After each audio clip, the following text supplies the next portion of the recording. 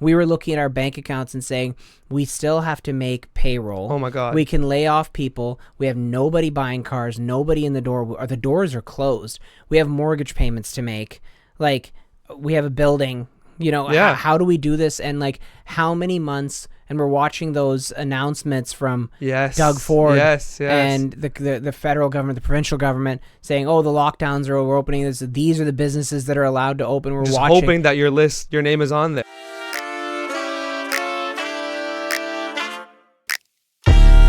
Welcome to Season 2 of Behind the Business. I'm your host, Fahim Savja.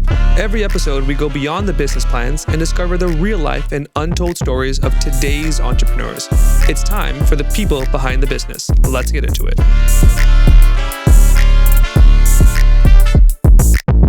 Hey there, just a quick note before we dive in. Alongside Behind the Business, I run a small consulting practice called Savja Advisory. We work with fintechs, founders, and financial institutions. Whether it's product strategy, partnerships, or business transitions, we're in the business of helping small businesses and those who serve them succeed. If that's you, check us out at savjaholdings.com/advisory. All right, back to your episode. Adi, man, thank you so much for being on Behind the Business. I'm so excited to have you, dude. Thanks for having me. Of course. So I want to jump right into it because we've known each other on and off for quite some time through friends and meeting up at parties and things like that. And I've always been so interested in your story because you started really early in like the realm of entrepreneurship by starting DoubleClutch magazine. Can you tell me a bit about that, what that was like, and what DoubleClutch magazine is? Yeah. So I started DoubleClutch.ca magazine in 2012. I was still in school at the time.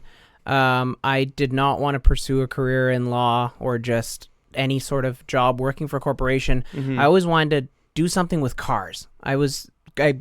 Since I was a toddler, my dad will tell the stories about how I just see cars going by on the street and my first few words were just car names. I'd know, like he'd hold me up in an apartment balcony. I just point to cars on the ground and point them out. I'd know what they were. Right. So that's my passion has always been in automotive. Yeah. So I wanted to do something that would allow me to be able to just play with cars for a living. Yeah. I started out, it was a side job in school that I was a photographer for a Canadian automotive website, Simpatico Autos, that hasn't been a thing in over a decade. I mean, when was the last time you heard the name Simpatico? Yeah, exactly. And when they were kind of going under, I had a couple of good friends there who said, you should start your own thing. Like you can, you have a voice. Mm-hmm. You know the differences between what cars have to offer and what consumers are looking for. Mm-hmm. So a couple friends and I started to just rent cars or use whoever we had friends. We'd go to Hertz at the airport and rent a Mustang for $50 a day, review it, take photos of it, publish it. And then any friends we had whose parents had like a newer vehicle, maybe say Fahim's parents have a new BMW. Okay, can we borrow it for a couple hours and just review it? Mm-hmm. And then we slowly convinced Toyota to give us a Camry, or Suzuki, which was a thing then. Like started with the more mainstream automakers, and we slowly turned that into a thing. And then, at our peak, we had 1.5 million viewers a month, readers a month that were looking at our content. We said, well, you know what? People actually care about what we have to say. Yeah. And then we had brands like Lamborghini and Rolls-Royce and Porsche inviting us places to drive their new product just because it was very cool. It was very humbling. It was very neat to see that people actually cared what my voice was and my team's voices were and what we had to say.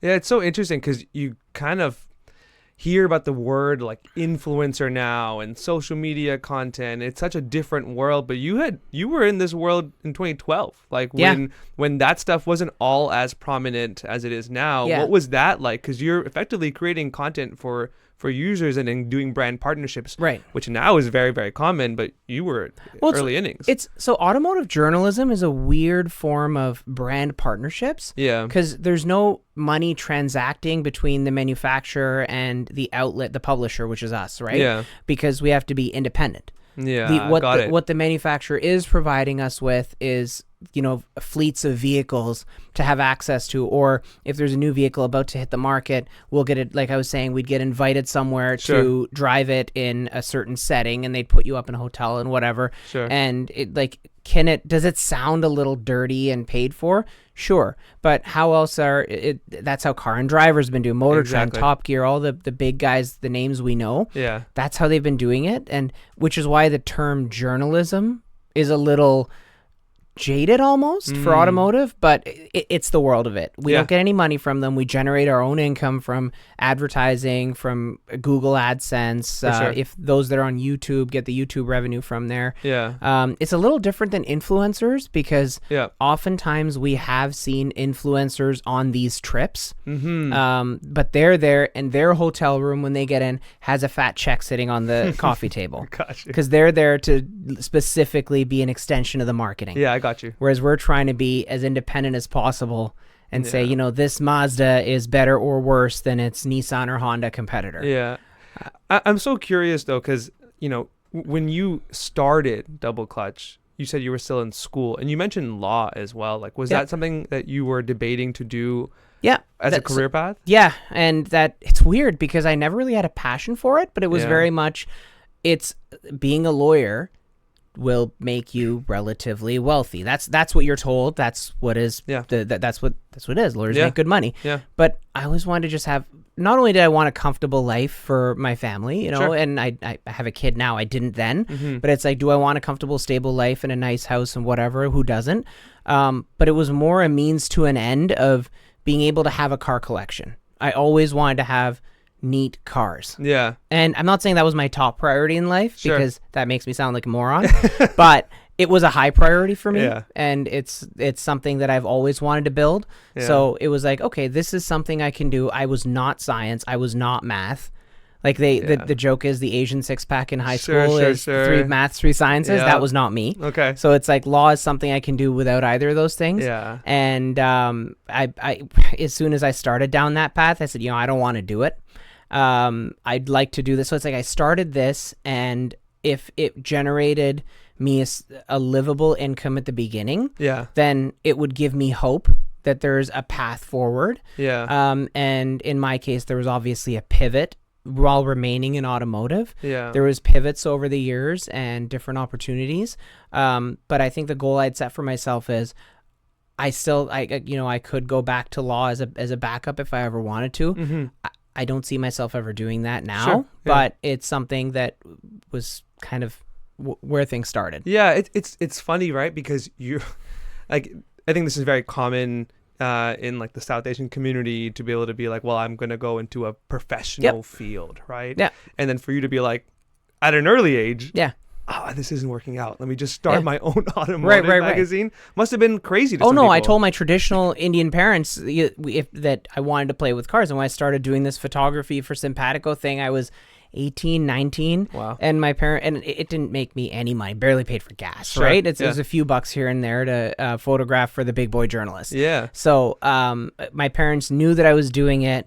I would always go to like car shows, meet automotive influencers. And, I was a 16, 17-year-old kid in my Toyota Camry hand-me-down, and I'd be showing up. I just meet people. I'm sure my parents thought it was strange. Yeah. But they're very much like of the mindset that finish the education and then do what you want. And as long as that do what you want is able to give you a sustainable lifestyle. Yeah. Whatever that is, right? And I think now as a dad, I think of how I'd be able to give my kid the life he grew up with, right? My parents had a slightly different mindset. They raised me to never, I never had to ask for anything. They made me appreciate everything, but I always had a new pair of Nike shoes or whatever, right? I never, it was never, my parents they immigrated in the early 90s. They struggled to make ends meet at the beginning, and then they were very comfortable for a very, till now. But my parents were like, you know what, if you want to do something that makes you a lot less money, but you can survive on it and you're happy with that, that's fine. That's amazing. It's different than what we say, right? Of course. You raise your kid and he stays at a nice hotel. You want to make sure that he's able to kind of sustain that lifestyle or it'll be a downgrade. But of course, my parents were more like, you know what, if there's a downgrade, Okay, but you have to be happy with it. Yeah. As long as you're happy. With it. Right. And it's like, you got to live with it. And if you want to do this, fine. But at least there's a backup where you can go out and get a big boy job if this doesn't work out. That's awesome, man. Because I remember, when we were 10 years ago, right? Yeah. When I first started seeing you around, I was always wondering, like, man, I'm working this 9-to-5 corporate job. This guy's like taking pictures of cars and reviewing vehicles, and I loved following that journey. So tell me a little bit more about, as Double Clutch grew, what did that mean for you in terms of expanding the reach for Double Clutch, and then eventually transitioning into something more? You said there was a couple pivots there too. Well, I found a niche later on doing marketing, kind of running a consulting company for dealer groups. Nice. So I kind of founded that myself. It was under Double Clutch Consultancy. Of course. It was just me. Yeah. And I would help dealerships market their social media, do what they call private sales, which is like special sales events. Like, you probably get emails from your dealer saying, hey, we have a new car, trade yours in, we'll give you top dollar, there's deals, all that kind of stuff. That's you? That was me. It's not me anymore, but it was me. Yeah. And so that paid very well in the mid-late 2010s. Yeah. And there was a big opportunity there because I realized I had some close friends in the dealer world as well. Mm-hmm. And I knew that there was a pivot for me there. And ultimately we just grew Double Clutch. We continued growing. We had a great team. It was really just a group of enthusiasts that wanted to do it right. We didn't just want to review the Porsches and the BMWs and the high-end stuff. We wanted to give the normal person. Yeah. Because there's only a niche of enthusiasts. Like, the reality is a lot of people do this just to get the free cars to mess around with. Sure. And there's no shame in that, because that's the greatest scam in the world, right? Yeah. Like, there's now with YouTube, and you can just create a website, and with enough of a reach, manufacturers give writers and photographers cars. Right. So, but we wanted to be able to give that consumer advice. We would sit at a dinner table once a week with our team of 7 to 10, and we'd sit there and say, look, we had this SUV and that SUV, how do they compete? Mm-hmm. And it wasn't just from that enthusiast driving point of view. It was really like also which car seats go better, like how, like for parents or for, people who have hockey bags, and like, how does this compare? Like, how does every aspect of this car compare? Yeah. We kind of had that group built up that we would do that, and we had this hive mind of so much information that we just wanted to deliver to everybody. Yeah, it's amazing. So while we were all kind of pivoting in our own ways, this was the core. It was a core that it's still the glue. Like, the team has changed and evolved over the years. Yeah. People move on. We had quite a few people that were writers and editors for Double Clutch that eventually went on to take a inside PR job at an automaker. And they work for that. It's obviously then it becomes a direct conflict. You can't write about cars anymore. Yeah, yeah. You're on the payroll at Subaru or Toyota. You can't be writing independently. You can't talk about how good a Honda is, right? Exactly. So, but yeah, that's kind of that group still exists. That's so great. And I have, seen the reviews that Double Clutch has done. And you're right. A lot of it is like from the mindset of somebody who's looking to buy a Camry and trying to get a realistic view of, is this car for me? And the way you guys have built Double Clutch is really nice, because it seems like it's a very honest review. I remember reading a review of the Camry on Double Clutch, and it was like, as someone in the GTA who grew up here, this makes sense for me because of XYZ. And it was really from the perspective of the user. And I really appreciated that. No, we appreciate that. Yeah. But you're our one reader? Oh, you're the one just guy? Me? Sweet. Wow. No, man, you have a wide reach, and it's been really cool to see. Like, as you said, despite the fact that you guys are a Canadian, magazine, you guys have a lot of reach, right? You mentioned a lot of it is in the U.S. A lot of it in the U.S., especially our podcasts. They just talk about cars loosely and openly. That's amazing. And it's way less filtered than the actual comprehensive review. Yeah, yeah. No, that's great. And taking it back to you, when Double Clutch was growing, did you find that your circle, the people who were around you, and not just the ones at Double Clutch, your group of friends, were doing something similar, or were you kind of the one who was the entrepreneur and the odd one out? In terms of being an entrepreneur or being an automotive? Entrepreneur. I had a few. I had a couple friends that went a similar route. Nice. We had people over the years that went over to the dark side of automotive and then came back and decided they wanted to run an outlet, and there was no room with us, and they ended up starting outlets like that. That was the thing we saw like once or twice.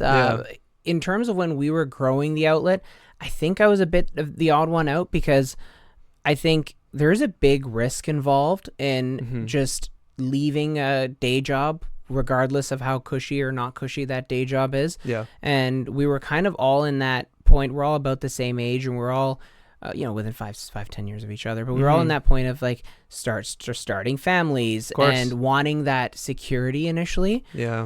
Not that I didn't. That's kind of why I got into the dealer marketing stuff, because it was a steadier paycheck. The advertising would come and go, and COVID was a big eye opening of that. Yeah, I'm sure. That we lost 90% of our advertising, and we had to come back. Wow. It was ridiculous, right? So Unreal. without the backup, the other streams, it would have been a considerable issue. Yeah, for sure. So I think I had friends that started their own businesses here and there, and some of them were very successful. But I think largely I surrounded myself at that time with people in varying parts of automotive. Yeah, smart. Just because that's where my job was. That's where I'd meet people on car trips. I'd go to car shows to hustle the brand. Yeah. We'd sticker up our cars with Double Clutch livery on them, and we'd meet like-minded people at car shows in different parts of the province and the country. Yeah. And I think I actually made a lot of friends there, and many of whom I'm still very, very close with. Nice. And so I think it was just, there was more of automotive than entrepreneurship. Yeah, that's good. If because that makes sense. No, it makes sense, because I think for you, growing Double Clutch, growing your brand, that probably helped a lot, right? And I think a lot of people kind of emulate those in their circle a little bit too, right? And if you're emulating those folks in automotive, there's more reach for you for Double Clutch and for other things. And you're also just sharing vibes. You have similar interests. For sure. It's one of those things, and when you're like, I didn't drink enough in my 20s, I didn't mess around. I didn't do, I went out, my vice was spending too much money on gas and car parts. And pretty good advice. And that's you know what I mean? Every time I'd have that conversation with my parents, or it's like, well, you spend too much money on this. It's like, would you rather I go out and do a bunch of drugs and drink a bunch and do all these wasteful trips? Maybe, I don't know. It's what normal people in their 20s do. So I don't know. It was one of those things that worked out for me, but yeah. Did you find that you had to grow up quickly? I think so. Yeah. I lived alone starting when I was 21, 22, right after undergrad. I moved out, and I lived alone for 12, 13 years until my wife moved in. And so it was very much, there was a lot of that, I was one of the first in many of my social circles that had my own condo downtown. And then because I went out and I was 28, 27, and I just bought a house in the suburbs. Yeah, wow. And it was I'm surrounded by young families. Where I am now in my stage of life is kind of the neighborhood I moved into 8-9 years ago. Right? Yeah. And it was weird at first, because it's I'm just a single guy. Well, I was dating my wife then. I was probably engaged. I can't remember the timeline exactly. Sure. But we I'm living alone in this house in the suburbs, and my friends are like, dude, what the heck are you doing? Yeah, it's what's going on, well, man? Firstly, I need parking space because I own a bunch of stupid cars and they're stashed at various points around the city. Yeah. So it was like I need the space, and it's kind of nice to have a house. So it's that kind of grows you up a little bit. Of course it does. And it's you have your weekends involve house projects. Yeah. Just installing cameras, mounting TVs and whatever it is. And it's then you're tired and you don't stay out till 3 a.m. anymore. Which is probably a good thing. But it was definitely a good thing. Yeah, yeah. But and so I guess going back to the suburbs, growing up quickly, and now transitioning out of necessarily the magazine world into the dealership world. What has that been like for you? I know you have Clarkson Fine Cars. I'd love to hear more about how you got that, but you've made automotive not just something that you're a part of through a magazine, but now that you were involved in as an owner.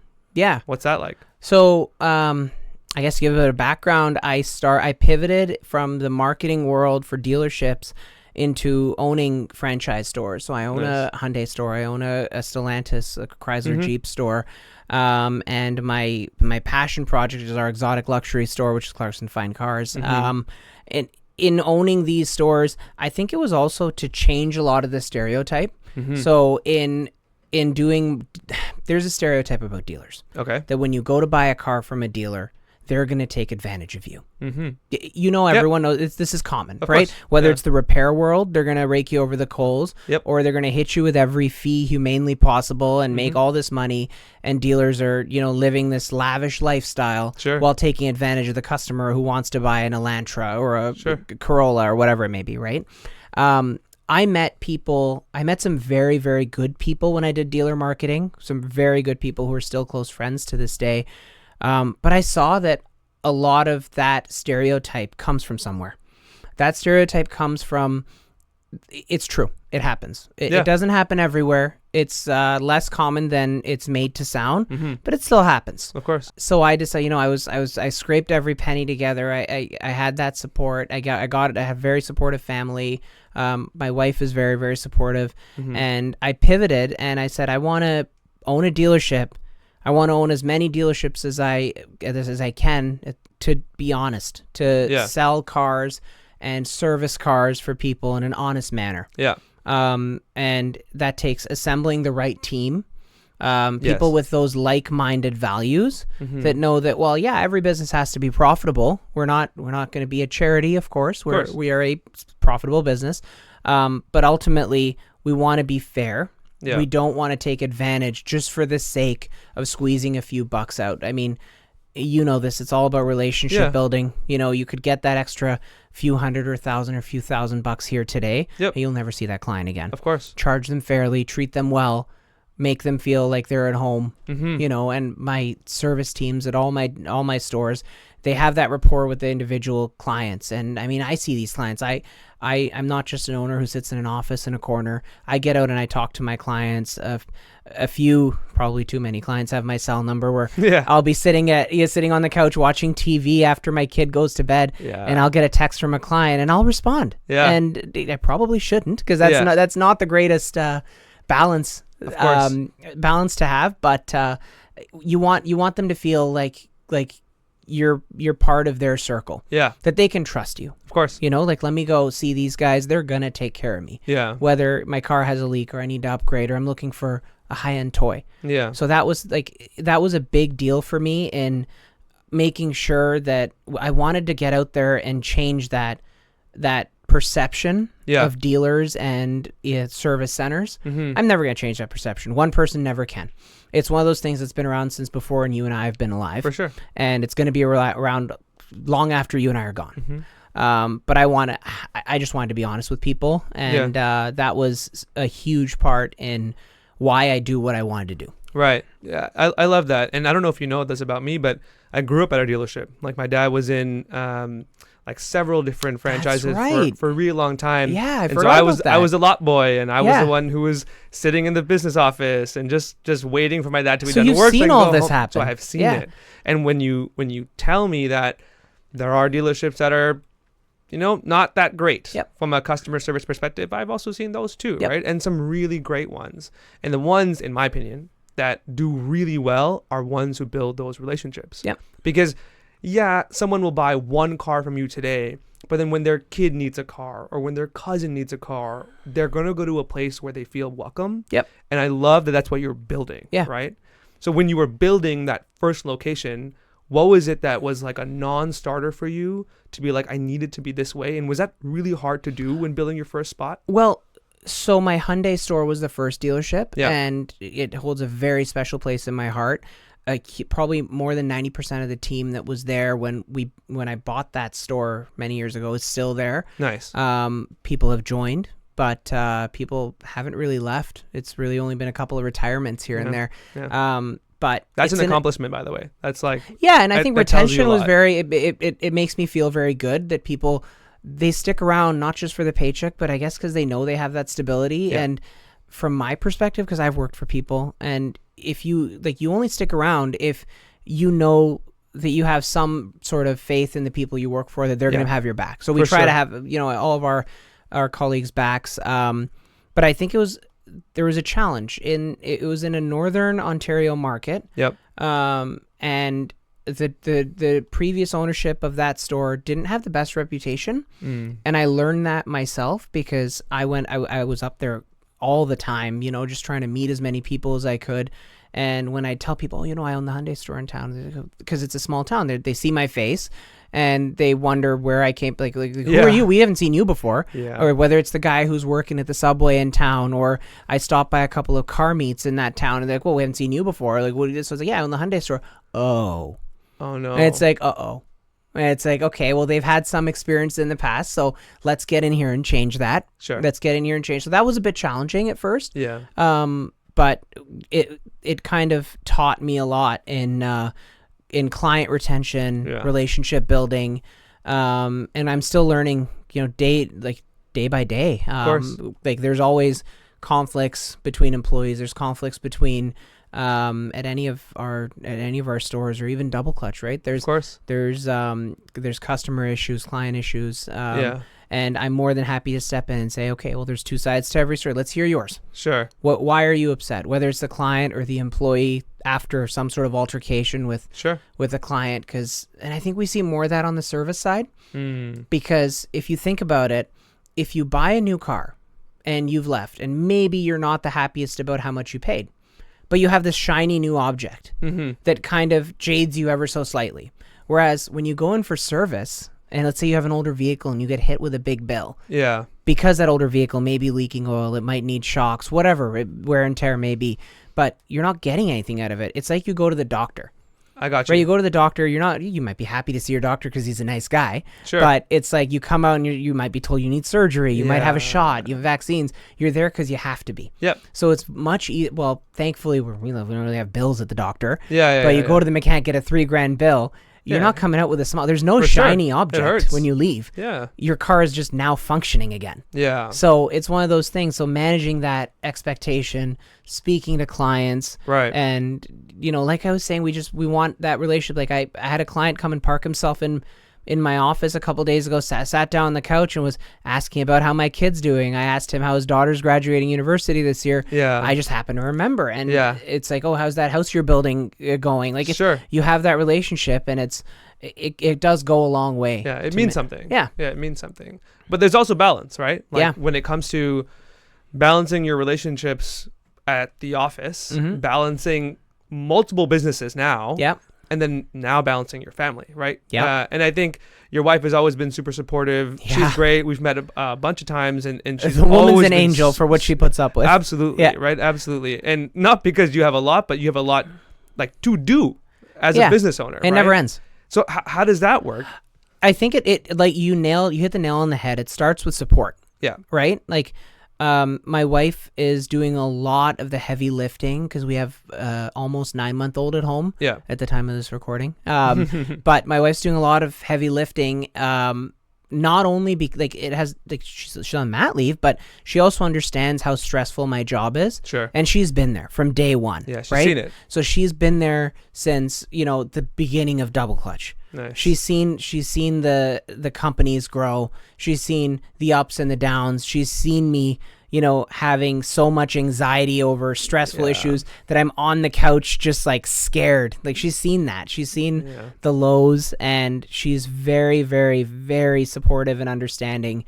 And it's kind of a joke amongst our friends that cars follow me home.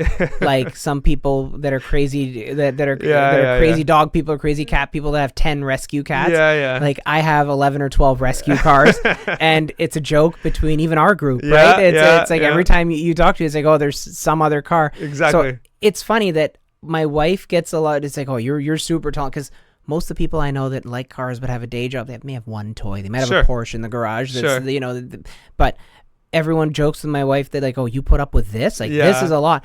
But it's not that, like, the cars aren't a lot. It's actually dealing with me at the end of the day. Sure. Because I can only imagine how much of a pain I am. Because I want to come home and I want to vent about all the things. Like maybe there was a customer that upset me. Maybe I had to argue with one of my colleagues, or one of my partners, and I had to. Maybe there's whatever it was. Yeah. Right. Yeah. So, and my wife just takes it all. She'll listen to everything. She provides feedback. Yeah. And she provides me guidance, and she helps me. I couldn't do any of it without her, right? It's as much hers as it is mine. Like, for sure. Like she's been there since the start. The balance with my wife has been like it's been great because she's been so supportive. Yeah. And I think now that we have the little one at home, it's kind of proving to be an exercise in time management. I always used to think I was very arrogant about how good I was with my time management. I was never late for anything. I wouldn't miss meetings. I would never, like, I don't use alarms. I've never used a snooze button in my life. So judge me how you will, but very much judging. Yeah, I don't believe it at all. But no, I've never used snooze, not once. I swear. All right, it's weird because like if I know I have to be up, the first alarm, bang, shut it off. I'm out the door.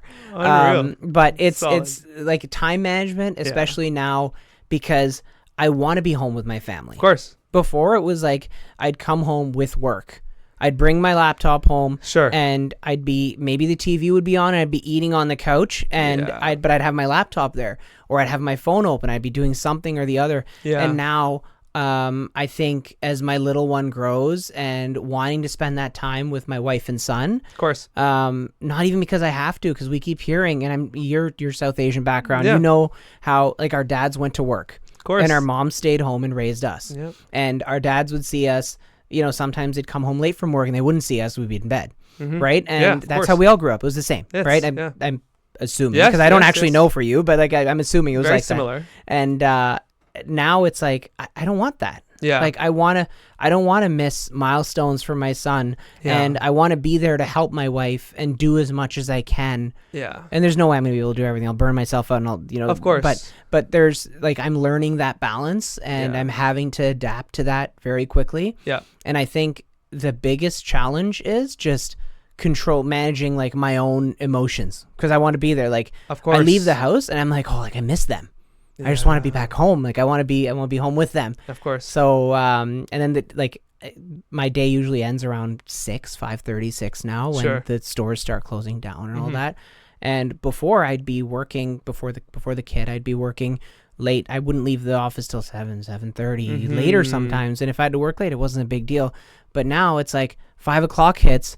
And I start being, okay, what do I have to do now so I can get out of here? Yeah. Because I want to be there. I want to have dinner with them. I want to put my kid down for bedtime. Like I want to be there. Yeah. So that balance has been tough, but like I've been doing it, but tough. And you can't do any of it with the support of a partner. For sure. It's funny you bring up like the way our parents raised us. And like for me in particular, I very much resonate with what you said, because it was, both my parents were working full time, but it very much was like, my mom was there to cook and to like make sure I went to activities and just, do the things that you would need some parent for. But because like a dealership environment, you work late hours and you want to make sales, and a lot of times that you have to balance being able to like provide while being there, and it's a mindset shift, right? For us and our generation, I think, to try and be there as much as we can for our family and for our kids, and it's just different now. And I think our generation is doing a pretty good job with that balance. I think so too. Because like we have, it doesn't really apply to me as a business owner, but like the pat leave policies exist now. Yep. Like 30 years ago when we were taught, there was no such thing as a pat leave. Yeah. Like I know people who I've spoken to is so how long did you take off when your kid, like it's our friend's parents or whatever, right? Yeah. Or my business partner at Hyundai, who I say like, so what did you do? He's 20 years older than me. Sure. And his kids are in their early 20s. And he's like, what did you do? He's like, well, my wife delivered, and then she went home the next day. I think I took a day off, and then I was back at work. Kidding. And they didn't have to help at like nights. But if you see like, you and I both have friends who've had kids. Yeah, of course. And both parents stay home for X amount of time. Yeah. I took a few weeks off. Yeah. And everyone else does. And it's a thing. Like that balance is, I think our generation is better. Yes. I don't want to say better because our parents didn't do anything wrong. No. That's just what it was then. Right? Yeah. That's just how it was then. But I do think, I wouldn't say better, you're right. But I would say that we, having gone through that ourselves as kids, and having seen our parents struggle to provide for us, you want to be able to like level up your own lifestyle to be like, if my parents went through that, I want to be able to say, okay, not only was their struggle worth it, right, but I learned from it, and now I can be better. And how do we be better at it? And also balance that work lifestyle while spending time with our families. It's hard though. Yeah. Oh, it's tough. Yeah, it's really hard, especially for business owners and entrepreneurs, because I do think that you could have a regular 9-to-5 job, and that's wonderful. And there's a start an end generally defined, and we can't clock out. But you can't clock out No. as a business owner, right? It's just not a thing. Like you mentioned it, I'm sure people are still texting you. I'm sure you're missing texts right now. Oh, my phone's on do not disturb for this. What is it, 40 minutes? Exactly. And I'm going to show you how many messages I got when I'm out. Exactly. And I mean, it is what it is, right? Yeah, it's part of it. It's part of it. There's benefits to it. I'm not gonna. Sure. It's not all bad. Actually, like I will say that it is one of the most rewarding things. And because I started so early, like I worked for companies, I worked for people. Yeah. But because I started my entrepreneurship journey so early in my 20s, that I haven't really had a big boy job where I've had to report to a higher authority figure, like in a corporation structure, in a corporate structure. And it's actually funny because my wife has worked in the corporate world. Yep. So there's so many discussions at home where it's like, oh, well, if it was if you were in the corporate world, this is how the problem will be solved. Exactly. And this is how you should solve it because a lot of our my colleagues and like the people that work for our companies are still friends of mine. Yeah. And maybe some were friends before, some became closer friends after, but there's been, and because of how Double Clutch started and the structure was a group of friends. Yeah. Right. Yeah. So it was there was a lot of learning to do from how to do things from a corporate standpoint. Yeah. And decisions are tough sometimes because of that course. too. You can't fire your friends. That's well, I hard. mean, you can't. You You can, but it's very tough, and Yeah. it proves to be that's one of the hardest things, Yeah. right? Yeah. So having those, it's straight. Your friendship's gone. Yeah. Like yeah, you it's hard. assume, and it's hard to toe that line of where you like some of my closest friends work in the next offices to me, and it's there's hard. times when someone just plants themselves on the couch, like, so what's up, man? Yeah, And it's like, yeah, dude, well, we have good, to we work. have to work today. Like, it's time to be big boys and put our big boy pants on and do For some work. sure. But it's one of those things that having that corporate structure and me not having experienced it personally is an interesting challenge. But again, going back to like how supportive my wife's been, and because she's only been in the corporate world for quite some time, or pretty much her entire career, that it's interesting to have that sounding board for that side of things. For sure. Because that's been like, for her, it's probably been hilarious. Yeah. They're just watching you say, wait, you did it how? What did you do? It's so funny. I there have been other podcasts, people that have come on the show, and I like so resonate with this, especially going through like an entrepreneurial journey on my own now. They're like, some days you're just figuring it out and you don't know how it's going to work, but you just got to be scrappy and be gritty and then figure out the next step. Yep. Right. And in the corporate world, it's very defined. Yeah. Like, you know exactly what the next step is going to be. You know how to resolve problems. Because if you don't know how, the guy before you probably did. Exactly. Right. Yeah. And there's a structure generally. Right. Whereas in your world, it's just, okay, let's figure it out. Let's figure this out. Yeah. Right. Yeah. Yeah. Thinking back now to your, like, I guess, so many years at Double Clutch, so many years now running dealerships as well.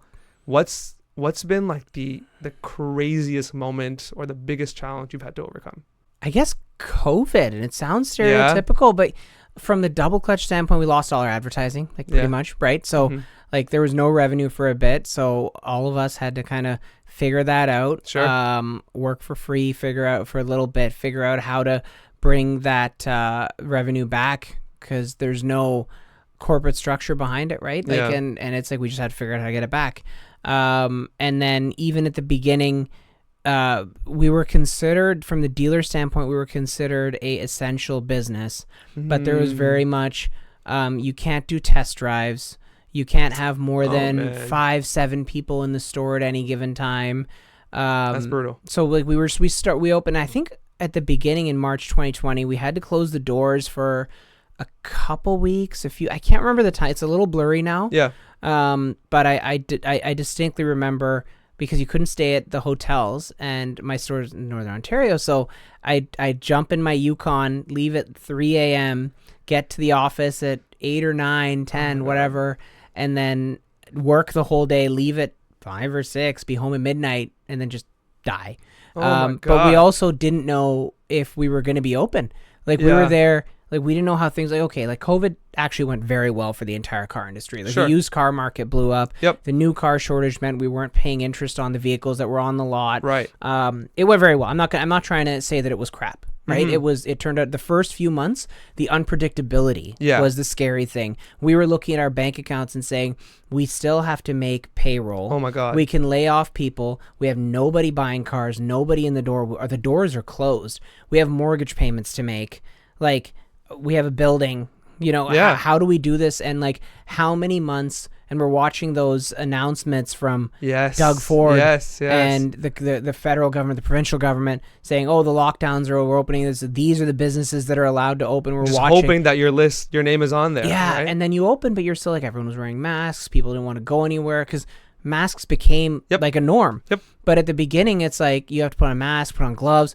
I just don't want to leave the house. Yeah. Also, you can't leave the house because you can't socialize. Yeah. So what the heck's the point? Yeah, exactly. Like, it was a whole thing, right? So we didn't know. man. It's like, oh, we might be able to stay open for, we might have enough money in the bank to make payroll for, 3, 4, 5 months. And then we're done. Then we're closed. Then we're done. Wow. We're just closing down. And all of this for nothing. Like, we're done. Just straight shut down. And those nights were scary. Those days, having those conversations, and our employees are asking us, they're like, well, what's going on? Yeah. Man, I don't know. I know. Ask the government, Yeah. and ask what's going on with this virus, right? Yeah. Like, we didn't know. There are all those headlines. It's killing a bajillion people. Everyone's gonna die. Sure. Like, and yeah, it could have been a lot worse. Yep. They developed vaccines in no time. Everything kind of Worked out. came together. But Yeah. that unpredictability, call it March to November, December of 2020, Yeah. was really scary. Unreal. Yeah. I was trying to get married in that time. It was horrendous. Yeah. I remember. Yeah. And I also got married during the That's pandemic. right, yeah. And it was crazy. So balancing It was- that professionally with, we bumped our wedding twice, I'm pretty sure. Yeah. And it was like just everything. Like, that was probably the combination of work and personal, that life, that unpredictability there. Yeah. That was probably the scariest, craziest Time. thing, that I've had to do. I mean, other than that, it's actually nothing's that crazy. It's, new car here, sell a car there, buy some stuff. It's nothing. So that's simple, obviously. but it's a day-to-day thing, Of right? course. It's just No, like, I'm just messing around. it's just fun. Some cars are fun and some aren't. That's the day-to-day. Yeah. No, that makes sense. And you, like many other business owners, probably had many sleepless nights. And I was. You say that like it's past tense. Yeah, fair enough. Yeah. I remember being at the bank dealing with, business banking customers who were going through the same thing. And it was tough. It was tough. So kudos to you guys. I mean, you made it out. Oh, thanks. And, that means a lot.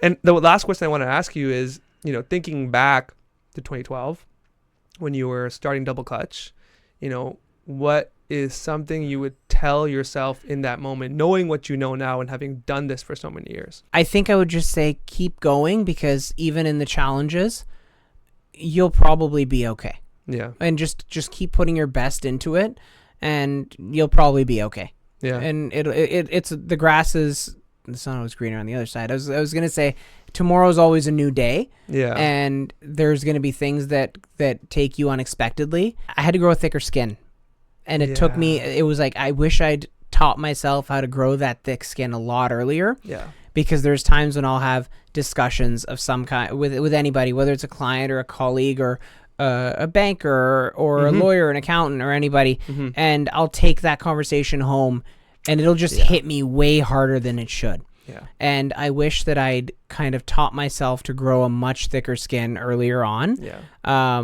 And I would try to develop that skill, because the people that are able to compartmentalize that, because it'll affect all parts of my life. I'll go home. I won't be able to get it out of my head. I'll lose sleep. I won't be I won't be at my operating capacity. Yeah. And it's one of those things that those who are able to compartmentalize or take a shower and get over anything, like I've had friends who've gotten over relationship breakups saying, "Oh, I took a shower and it was fine." It's like, well, I kind of wish I had that skill, because that would have benefited me greatly. I feel like I would have been a lot more comfortable in the tougher times. Yeah, that makes sense. With that. Yeah, that makes sense. And honestly, you probably build that thick skin over time, but it's definitely great advice for someone starting out, and it's easy to see why some of those stubborn old men are the way that they are. Yeah. The ones that never smile. It's like, oh yeah, you've been worn down. You've been through a lot. You've seen some things, man. Yeah. You've seen some things. Exactly. Well, you've seen a bunch, and I can't thank you enough for being on Behind the Business.